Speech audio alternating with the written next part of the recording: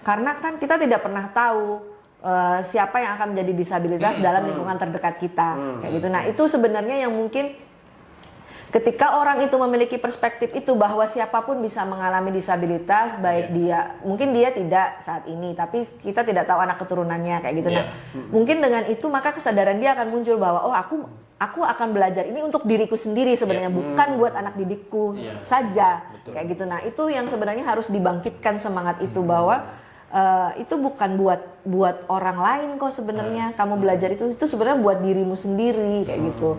Jadi kalau menurut saya itu penting banget ini karena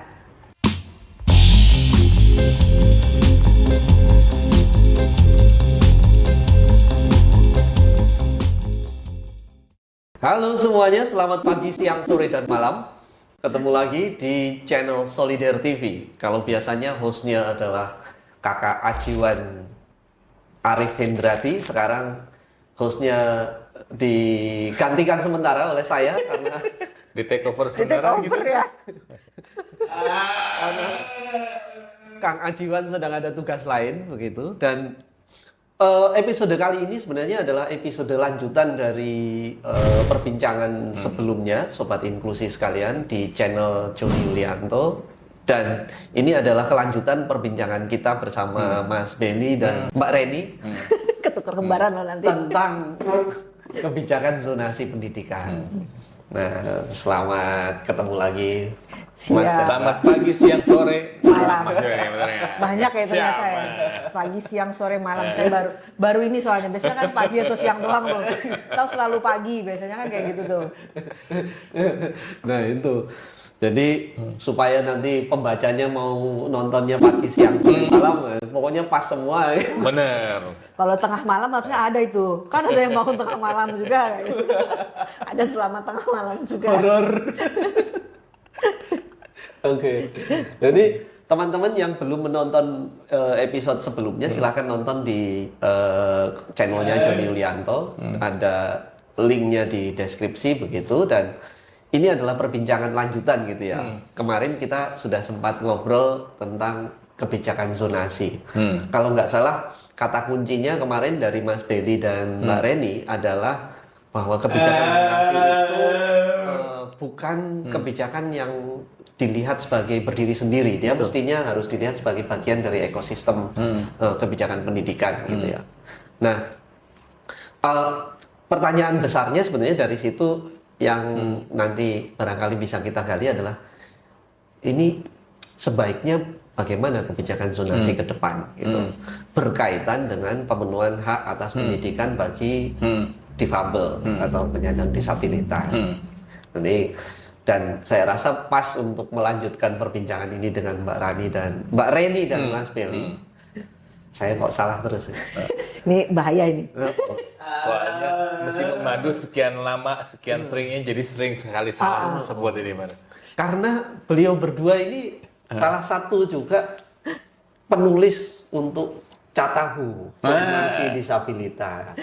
Jadi suka ini ya, kembaran. Untuk isu pendidikan. Ya kan, Mbak Reni sama Mas Beli kan Betul. di isu pendidikan juga gitu. Nah, Betul. jadi pas untuk menanyakan topik ini. Nah, tapi sebelum ke pertanyaan intinya, saya mau minta pertanggungjawaban Mbak Reni dulu.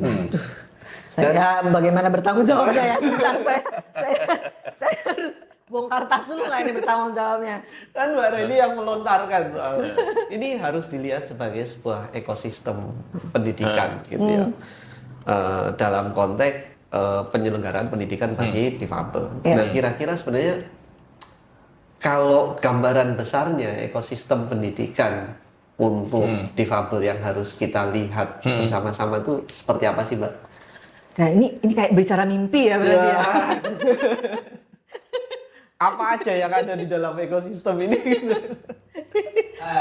Jadi kalau dalam ini ya, kalau dalam perspektif saya sebagai orang tua kayak gitu, punya anak disabilitas kemudian bisa mengharapkan bisa mendapatkan haknya kayak gitu kan, hak pendidikannya itu dalam bayangan saya itu artinya itu pendidikan itu nanti bisa memfasilitasi, jadi tidak memandang bahwa dia itu ada disabilitas intelektual atau tidak, karena ini dari apa ya, dari pengalaman saya gitu, kadang-kadang mungkin bahkan kita sendiri yang sesama pegiat disabilitas, kita jangan-jangan juga punya persepsi, artinya punya ini, punya bias tertentu kayak gitu. Jadi oh berarti dia harus diajarkan sesuai kemampuannya aja kayak gitu. Ableism. Jadi saya kadang-kadang kalau misalnya ini suka berefleksi sendiri, saya tidak boleh nih jangan sampai saya sudah tahu memang secara istilahnya kan secara medis ya kayak gitu. Kemudian kita kan ini pandangan secara medikalnya kayak gitu.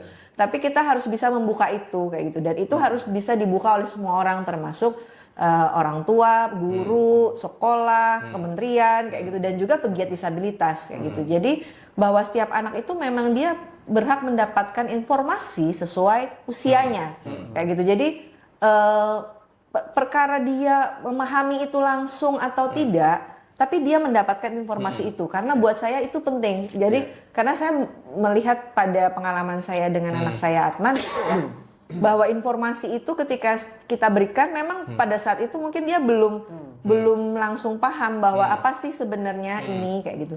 Tapi ternyata ketika kita memberikan informasi, kemudian kita menanyakan, apalagi anak saya kan nonverbal ya.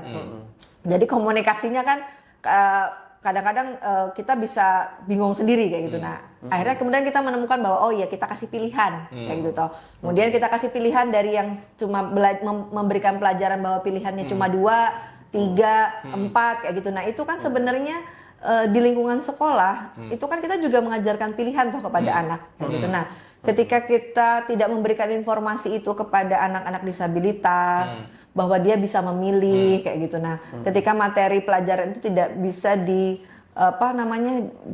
diadaptasikan sehingga dia bisa memahami bahwa oh materi ini tentang ini, oh artinya apa sih intisari dari materi itu, oh ternyata ada beberapa pilihannya, dan pilihan itu bisa benar semua, karena saya mencoba itu dari tidak selalu kita berikan pilihan itu ini ada yang salah ada yang benar, enggak. Bisa jadi pilihan itu diberikan benar semua, dan dia bisa memilih kemudian mana yang paling benar, mana yang paling pas menurut rasanya dia kayak gitu. Nah, itu kan melatih kayak gitu. Nah, jadi ekosistem pendidikan yang dalam bayangan saya gitu, karena Mas Joni mempertanyakan apa sih gitu kan ya.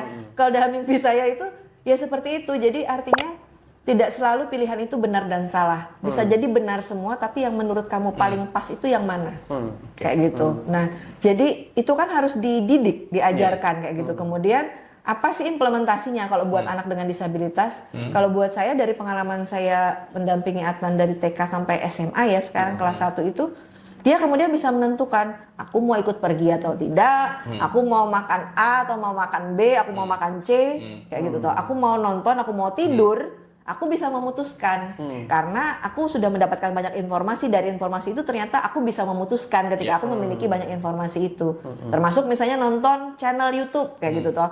Itu pun dia bisa memutuskan kayak gitu toh. Mana yang mau aku tonton, mana yang mau aku tidak tonton. Aku nggak suka ini, aku suka yang ini kayak gitu. Nah, kan itu bisa dibentuk dari ekosistem sekolah. Kenapa kemudian ada sekolah inklusi, ada zonasi kayak gitu ya. Ketika di sekolah itu ada banyak ragam, kemudian kan anak melihat banyak contoh kayak gitu toh. Kemudian nah di situ peran orang dewasa kayak gitu toh. Orang dewasa yang baik itu guru pendamping, orang tua kayak gitu yang saya mendampingi langsung. Kemudian mereka bisa menjelaskan, nah perilaku seperti itu tidak pas. Kenapa temanmu mungkin melakukan itu? Mungkin dia belum paham kayak gitu. Nah, hal-hal seperti itu yang kemudian bisa mematangkan anak-anak disabilitas, sehingga dia kemudian harapannya ketika dia berkecimpung benar-benar di lingkungan sosial yang lebih luas, tidak sekolah saja kayak gitu, itu dia kemudian bisa oh aku harus begini, oh aku pernah melihat perilaku ini, oh itu memorinya kan bagaimanapun pasti ada menangkap itu, menyimpan itu. Nah, itulah fungsinya orang dewasa, kenapa kemudian sekolah itu benar-benar harus terbuka kayak gitu. Jadi terbuka terhadap masukan orang tua kayak gitu. Jadi bahkan kementerian itu kalau misalnya mau membuat pelatihan untuk guru kayak gitu tentang bagaimana sih menangani anak disabilitas, orang tua harusnya menjadi narasumber di situ kayak gitu. Jadi tidak hanya secara teoritik teman-teman di universitas, tapi juga yang benar-benar orang tua itu praktisi yang mengalami itu juga harus ini kayak gitu. Karena kadang-kadang hal-hal yang di luar teori itu justru yang terjadi biasanya kan pada anak-anak disabilitas kayak gitu. Nah, itu sih kalau saya Mas Joni, ekosistem yang seperti itu. Iya, Nah, kira-kira cukup serius nggak ya? Iya, jadi Cukup andai-andai nggak nih? Cukup, tapi nggak apa-apa. Itu namanya kan proses toh. Oh nggak Mas jadi Joni? kira-kira pendidikan yang memang perspektif itu yang pertama kemudian dibangun, lalu soal ini pengalaman gitu ya. Pengalaman tuh harus punya ruang yang besar untuk mengembalikan memberikan kepercayaan buat anak untuk kemudian tadi menentukan pilihan, membuat keputusan berdasarkan informasi yang dia ketahui gitu ya kira-kira. Nah, Mas Benny gimana? Ya, saya sih setuju sekali, Mas Joni. Jadi memang yang dari pengalaman saya selama ini yang paling sulit ketika kita bicara membuka kesempatan, kita bicara tentang inklusivitas, itu adalah perspektif ya atau persepsi kita. Dan itu mesti dibongkar pertama kali. Ketika kita bicara, contohnya nih ya, ketika kita bicara kurikulum yang diadaptasi gitu ya. Untuk menyesuaikan kebutuhan tiap anak gitu ya. Nah, pasti yang paling sering saya temui adalah nanti mungkin bisa dikonfirmasi guru kepala sekolah atau guru kepala sekolah biasanya akan merasa itu suatu yang berat gitu ya. Saya akan balik lagi ke mereka. Ya benar berat gitu loh. Tapi bukan berarti juga tidak bisa dilakukan. Gitu ya. Nambah kerja ya iya. Benar, nambah kerjaan itu kan. Itu suatu hal yang nggak bisa kita pungkiri juga. Tetapi apakah itu bisa dilakukan? Ya. Gitu loh. Pengalaman Mbak Reni membuktikan hal itu. Gitu. Dan juga pengalaman-pengalaman yang lain. Dari orang tua lain. Dan juga dari beberapa guru sebenarnya juga punya pengalaman itu. Kemudian kita juga mesti menyadari itu tadi. Bahwa ketika kita bicara disabilitas, itu kan suatu konsep yang berkembang. Dan itu ragamnya banyak sekali. Seringkali kita sering ditanya ya, Mas Joni, Mbak Reni juga ya, gimana nih anak saya begini? Pasti saya kan sebentar ya, itu mungkin nggak pas untuk saya menjawab. Tapi izinkan misalnya untuk kita mencari jawabannya ke yang punya pengalaman sejenis, yang mungkin itu pun nanti perlu diadaptasi lagi gitu ya. Jadi tidak ada satupun yang bisa fit baik itu kurikulum ataupun apapun itu ke seluruh anak gitu. Nah ini balik lagi ke tadi ketika kita bicara tentang akses pendidikan, sistem zonasi, ya itu suatu hal yang mesti kita lihat secara utuh gitu loh. Bahwa ada perlu beberapa penyesuaian, yes. Bahwa ada tantangan yang mesti dijawab, ya, diselesaikan ya. Tapi bagaimana? Nah, itu nanti kita jawab Mas Joni. Benar nggak? Oke, balik ke Mas Joni. Nah, jadi ini kan udah mulai tergambar bahwa ekosistemnya itu harus memang ekosistem yang artinya menjadikan 3 prinsip zonasi tadi soal mengurangi atau menghilangkan eksklusivitas, mewujudkan pemerataan, mendekatkan sekolah itu bukan hanya soal sekolah bisa menerima atau mau menerima gitu, tapi ekosistem untuk memastikan sekolah kemudian bisa mengakomodasi seluruh peserta didik itu kemudian penting dengan soal perspektif tadi gitu. Nah, kalau itu kemudian kira-kira akan diwujudkan nih, Kementerian Pendidikan sebenarnya harusnya gimana ini kira-kira? Apakah benar zonasi ini ya tadi mau dihilangkan dan seterusnya atau justru sebenarnya ada hal-hal yang lain yang mesti menjadi perhatian Kementerian Pendidikan, Dinas Pendidikan, sekolah dan seterusnya. Siapa yang akan memulai? Monggo Mas Billy. Boleh. Jadi yang dilakukan oleh kementerian itu sebenarnya sudah benar. Mereka akan melakukan kajian dulu ya. Itu udah benar. Untuk sebelum mereka sampai satu pada keputusan. Nah, cuma saya pengen aja menambahkan bahwa ketika kita bicara kajian, itu juga jangan lupa menyertakan forum orang tua dengan anak disabilitas. Kemudian organisasi penyandang disabilitas. ya. Ketika kita bicara pendidikan inklusif dengan subtema itu akses untuk anak dengan disabilitas gitu ya. Walaupun nanti perlu juga kemudian menyertakan kelompok-kelompok lain ya, gitu ya. Nah ini penting karena memang anak dengan disabilitas itu salah satu yang terpinggirkan untuk mendapatkan akses. Penelitian dari berbagai pihak itu sudah menyatakan itu. Partisipasi anak dengan disabilitas makin tinggi tingkat pendidikannya, makin tinggi pula putus sekolahnya. Iya, betul. Gitu ya. Iya. Itu yang menjadi harus juga dilihat. Nah, ini juga penting untuk melibatkan orang tua, orang yang disabilitas. Sekarang mereka adalah yang mengalami langsung, gitu ya. Jangan lupakan mereka dan juga pastikan bahwa keterlibatan mereka itu memang full dan bermakna. Ya. Itu, Mas Joni, Ya. tanggapanku. Oke. Mbak Reni, ada yang mau ditambah? Kalau keanggapan saya mungkin ini ya, kalau misalnya orang kan selalu menganggap kalau tadi kayak saya kementerian bisa melakukan apa kayak gitu. Orang kan ketika melihat ini kan materi pelajarannya harus begini nih, yang harus dicapai begini kayak gitu tuh. Bagaimana caranya kemudian ketika dengan anak-anak yang disabilitas? Anak disabilitas kan ragamnya banyak ya, kayak kita tadi ini. Ada juga yang sangat super pinter kayak gitu kan, ininya istilahnya kan bisa mengikuti tanpa harus ada penyesuaian apapun kayak gitu. Bahkan mungkin pelajarannya kurang sebenarnya buat dia kayak gitu. Nah, kemudian bagaimana untuk anak-anak yang perlu penyesuaian? Sebenarnya pun dengan materi yang sama kayak gitu.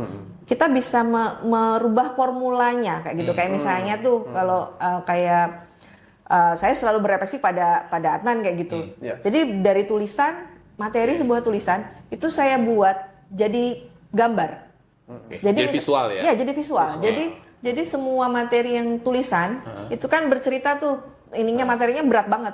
Jadi dari berat itu kemudian saya visualkan semua jadi visual itu kemudian tetap ada tulisannya sehingga si anak itu kemudian memahami maksud yang dibacakan oleh orang oleh guru atau siapa ini ternyata visualnya tuh maksudnya begini toh menceritakan sehingga dia kemudian memahami teks dan konteks kayak gitu kan akhirnya. Nah, itu kan membantu kayak gitu. Nah, sebenarnya Kementerian Pendidikan juga harus mengajarkan bahwa guru itu atau tenaga pendidik itu bisa memberikan materi tidak hanya dalam bentuk tulisan saja, tapi bisa menggabungkan antara visual, audio, video kayak gitu. Nah, baik itu di print ataupun dalam bentuk video ya, sehingga kemudian peserta didik itu menjadi bisa memaknai. Jadi mereka tidak lagi menganggap bahwa ini hanya untuk si anak yang disabilitas ini, tapi itu bisa untuk semua anak. Karena kan begitu dia tidak hanya terus selalu teks aja kan, kadang anak itu kemudian melihat ada visual, ada teks, kemudian kan semua anak akhirnya bisa menerima bahwa oke, ini ternyata aku juga senang nih ternyata cara pembelajaran begini kayak gitu sehingga antara disabilitas dan tidak itu kan juga semakin tipis jadinya gitu karena materi pun akan diberikannya lebih beragam. Nah, mungkin Kementerian Pendidikan perlu membuat hal-hal yang seperti itu kayak gitu. Nah, kemudian guru juga diajarkan bagaimana sih memodif materi sehingga bisa tidak perlu mengurangi materi tapi mengubah cara menampilkan materi. Kayak gitu toh. Jadi materi itu diubah cara penampilannya saja. Kayak gitu. Jadi tidak ada mengurangi misalnya ini lagi belajar kayak sekarang tuh saya kan juga ngikutin kayak Atan kan sekarang SMA kelas 1 gitu ya. Gurunya memberi pelajaran tentang vektor. Saya aja sampai sakit kepala gitu. Saya lihat judulnya aja sakit kepala. Tapi gurunya itu bisa menerangkan dengan cara yang sangat mudah untuk dipahami gitu toh. Jadi dia mengajarkan vektor itu berpindah. Jadi dia mengabarkan kamu belanja dari rumahmu ke toko A kayak gitu toh. Kan semua anak bisa membayangkan. Mau dia ada disabilitas atau tidak kan akhirnya bisa membayangkan. Kemudian kan digambar tuh kayak gitu kan. Oke. Pertanyaan saya sebetulnya Mbak, ini kan saya beberapa kali juga ngobrol dengan sekolah, dengan guru gitu ya, terkait dengan tadi soal gimana guru bisa belajar untuk kemudian soal metode, memanfaatkan media sekreatif mungkin gitu. Tapi kemudian dijawab oleh sekolah oleh dinas gitu seringnya kami tuh nggak punya cukup guru yang punya kapasitas untuk melakukan itu gitu. Belum lagi kalau itu konteksnya lagi mendaftarkan sekolah itu kemudian ya sudah cari aja sekolah yang gurunya sudah siap untuk itu gitu. Ini gimana kemudian kita mesti menghadapi situasi-situasi seperti ini? Maksudnya apakah sebenarnya harusnya memang peningkatan kapasitas guru itu menjadi prioritas atau gimana? Oke. Ayo, Mas Beri dulu, Mas Beri. Iya. Betul. Jadi memang prioritasnya sepemahaman saya itu salah satunya adalah memang peningkatan kapasitas guru. Dan kemudian juga sudah punya beberapa strategi untuk itu ya, mas pelatihan online dan offline dan juga gabungan tentang hal itu ya. Kalau mereka sekarang sebenarnya mereka melatih banyak guru-guru untuk punya meningkatkan kapasitas mereka menjadi guru pendidikan khusus. Jadi guru-guru dari sekolah umum yang dilatih dengan beberapa topik berkaitan dengan pendidikan inklusi dan juga beberapa tema lain berkaitan dengan penanganan dengan anak dengan disabilitas, online dan online gitu. Tetapi kemudian juga nggak berhenti di situ sih Mas Joni. Ketika kita bicara soal sumber daya manusia, itu bukan hanya masalah ketersediaan, tapi juga pemerataan. Nah ini juga jadi tantangan nih. Ketersediaan menjadi tantangan. Satu. 37 provinsi. Gitu ya. Belum lagi kita bicara tentang kabupaten kota ya. Nah, belum lagi kemudian kita bicara nggak semuanya juga ada di kota, juga ada di daerah-daerah dan rural yang terpencil gitu. Itu sebenarnya. Ketersediaan dan juga pemerataan gitu. Monggo Mbak Reni nih. Kalau saya tuh sering tuh dicurhati kayak gitu kan. Kalau saya dulu begitu sekolah bilang gitu, saya nggak nuntut apa-apa, nggak apa-apa, nggak punya ini. Yang penting anak saya diterima dulu. Kalau perspektif sebagai orang tua ya, ketika ditanyakan seperti itu, silakan mencari ini. Nggak apa-apa, yang penting sekolah anak saya diterima dulu kayak gitu. Kalau saya prinsipnya begitu. Kenapa? Kemudian dengan itu. Tapi ini ya, memang harus juga melihat apakah orang tua punya kapasitas juga untuk kapasitas dan energi untuk bisa, karena kan butuh energi tuh untuk membersamai sekolah ketika anak kita masuk ke sekolah yang istilahnya sebenarnya semua sekolah kan harus menerima kayak gitu. Tapi ada sekolah yang misalnya dengan alasan aku belum punya sumber daya kayak gitu. Itu kan butuh energi dan semangat orang tua yang harus selalu stabil untuk bisa membersamai. Nah, kalau saya di situ yang kalau dari segi orang tua artinya ketika kita memang kita sudah mempertimbangkan tuh dari segi biaya, dari segi apa-apa, sekolah itu memang yang paling pas meskipun mereka belum punya kayak gitu toh. Tapi asal sekolah itu mau menerima, kita terima dulu saja kayak gitu. Kalau saya prinsipnya. Nah, kemudian sambil jalan maka kita melakukan advokasi tadi ke sekolah itu. Jadi melakukan edukasi bagaimana sih kayak gitu. Ketika kita sudah di dalam maka kita bisa tahu sebenarnya kekurangannya itu di mana. Sebenarnya apa yang bisa kita tambahkan kayak gitu. Nah, kita kan sebagai jadinya begitu kita masuk kan kita termasuk dalam ekosistem itu kan artinya. Nah, kita kan kemudian berusaha untuk meningkatkan biar sekolah ini juga memiliki kemampuan kayak gitu. Biar mereka menyadari bahwa tidak perlu harus yang besar-besar kok sebenarnya untuk meningkatkan kemampuan itu, bisa dari hal yang sangat kecil kayak gitu. Nah, dan selain itu juga mungkin perspektifnya perlu ditambahkan juga untuk teman-teman yang di sekolah maupun tenaga pendidik kayak gitu untuk hubungannya dengan penerimaan terhadap disabilitas.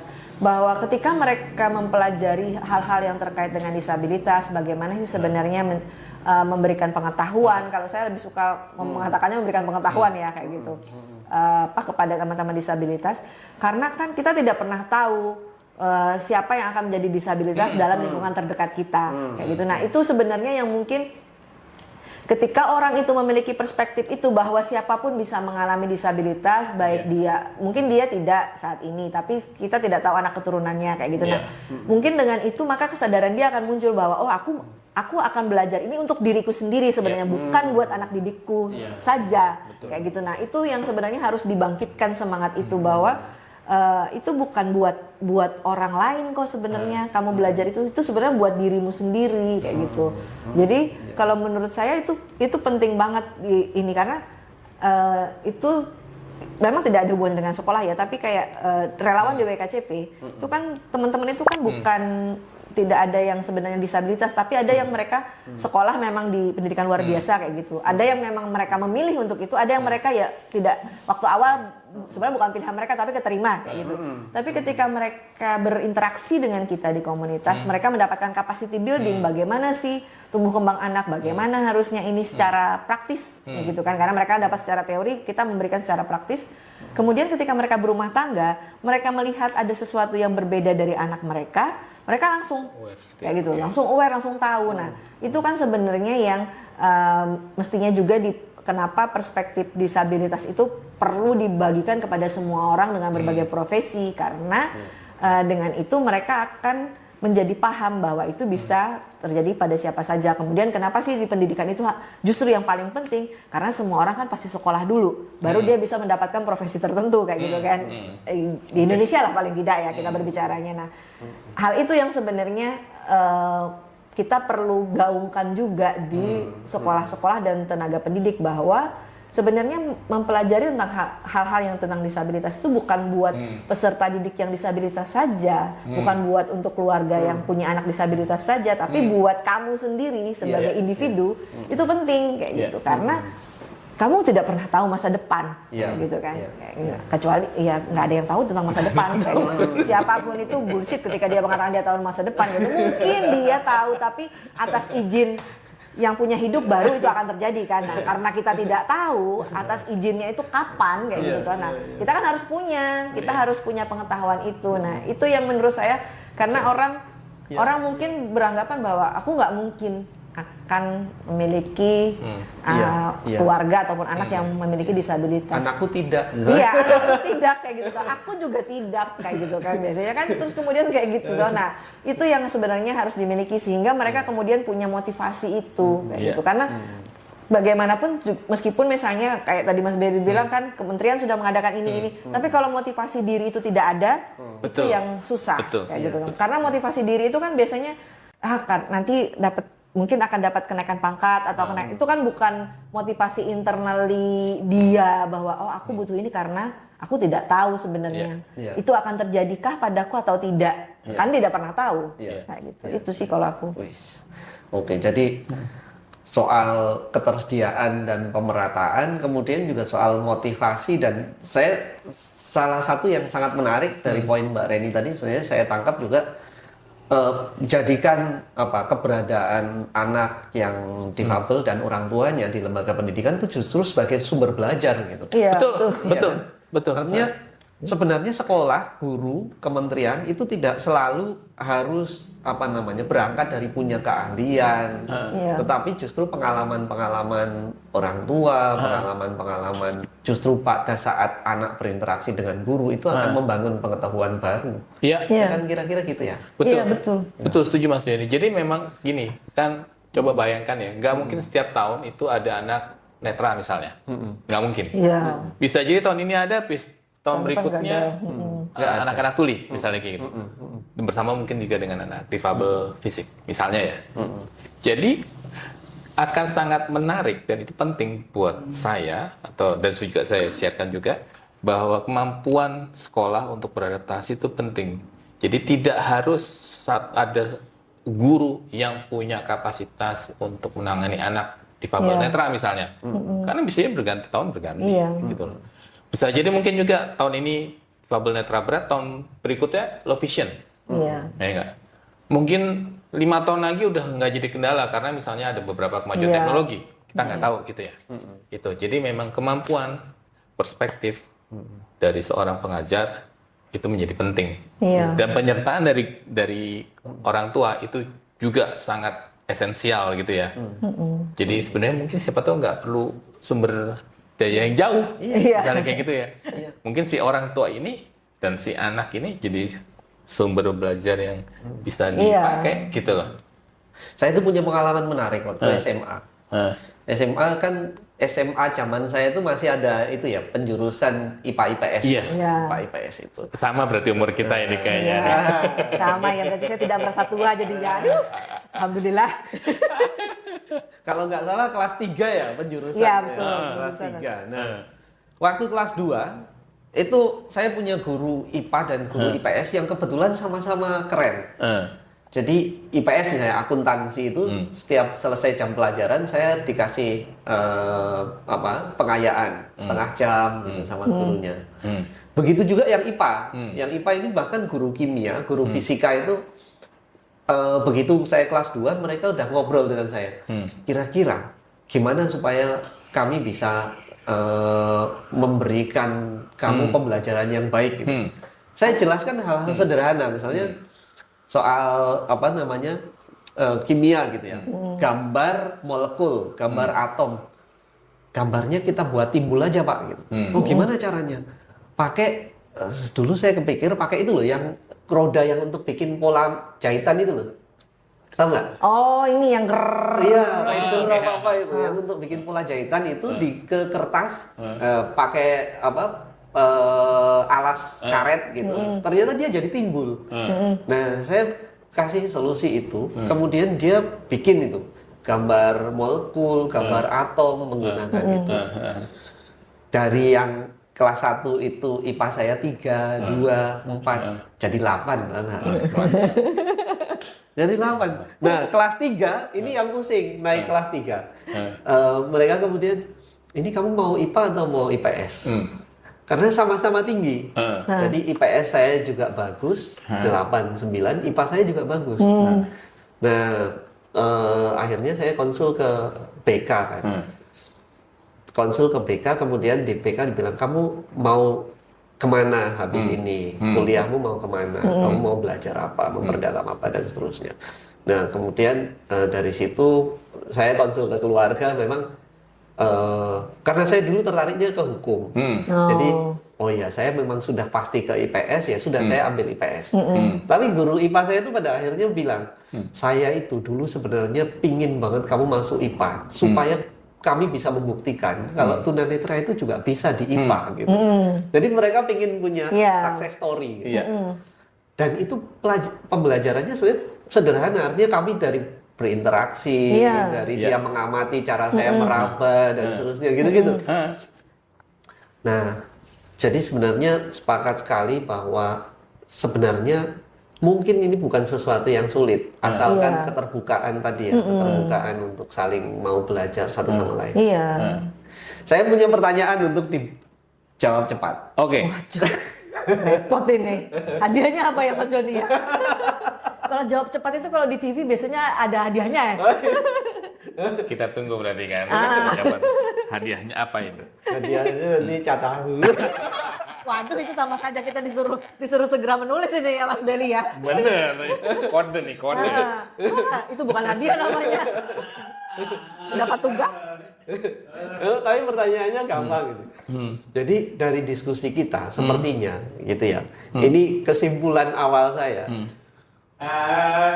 Zonasi pendidikan ini bukan soal dihilangkan atau tidak dihilangkan, tapi soal memperbaiki ekosistem supaya dia bisa berjalan dengan lebih baik. Kira-kira setuju atau nggak setuju? Setuju banget. Saya setuju. Setuju banget. Nah, silakan dielaborasi. Wah, ini dia nih. Sekaligus disampaikan kira-kira rekomendasinya. Bagaimana seharusnya Pak Menteri mensikapi ini, mesti kemana ini? Silakan. Kan cepet-cepetan ya. Oh iya, aku mengalah aja lah kalau hadiahnya Catarum soalnya. Jadi ini memang pertanyaan yang mudah tapi jawabannya nggak sederhana. Iya benar nggak? Jawaban taktis itu ya. Tapi kita berangkat, kalau saya selalu berusaha untuk kembali ke formula keep it simple, gitu ya, dan structure. Atau buat ini memang jadi sederhana, karena ketika kita berangkat dari sederhana itu akan lebih mudah gitu. Nah, buat saya sih rekomendasi saya sebenarnya mungkin juga sudah dijalankan oleh kementerian atau sedang dijalankan. Pertama tentunya berangkat dari kajian dulu. Sederhana. Tetapi pastikan bahwa kajian itu memang membahas sesuatu yang nyata. Menjawab tantangannya gitu lah. Permasalahannya. Dan juga pastikan bahwa ketika kita bicara tentang satu topik, misalnya topik inklusi dan inklusi disabilitas, maka pastikan bahwa itu menyertakan teman-teman organisasi penyandang disabilitas dan juga keluarga gitu ya, memiliki anak disabilitas. pastikan bahwa mereka terlibat dan mereka punya suara dan suara mereka didengar. Itu. Ya. Keep it simple ya. Oke. Kajian, Oke. pastikan bahwa kajian menjawab tantangan, permasalahan, dan juga pastikan bahwa ketika topik tertentu Ya. itu ada keterlibatan dari orang-orang dan keluarga yang memang menghadapi itu. Ya. Gitu. Berarti gue dapet cat tahu nih ya pasti ya. Boleh nggak idem aja? Nggak boleh. Nggak boleh mengulang. Nah, saya mau memilih idem aja ya. Ada nggak pilihannya tuh A, B, C gitu, terus yang D idem gitu kan? Enak saya. Apa ya rekomendasinya ya? Kalau saya rekomendasinya kalau sebagai orang tua itu untuk kementerian ini ya, untuk Pak Menteri ya, aduh. Untuk Pak Menteri itu ya sama seperti Mas Belly tadi, sama ini apa namanya?